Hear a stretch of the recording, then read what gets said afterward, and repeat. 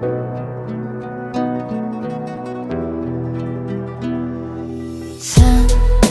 ne kadar uzak olsan da menden bil ki çıkmamısan benim sen hiç kalbimden.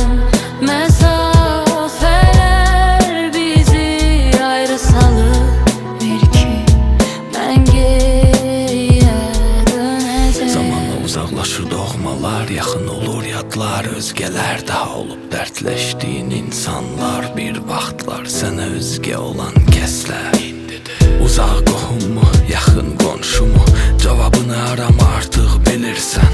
Bəzən vacib olur həyatda sıfırdan, ah kağızdan başlamaq, alışıb bildiyin hər şeydən bir andaca ayrılıb qopmaq.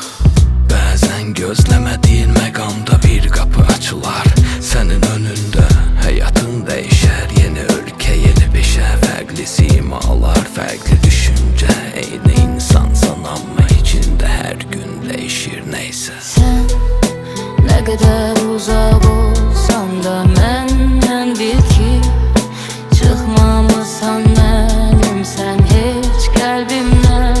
Mesafeler bizi ayrı salır bil ki ben geriye döneceğim. Doğma məhəllən daha yadlaşıb, yoxdur əvvəlki isti mühitlər, yan binada yaşayan dostun, nə də qonşuluqdakı o dükan.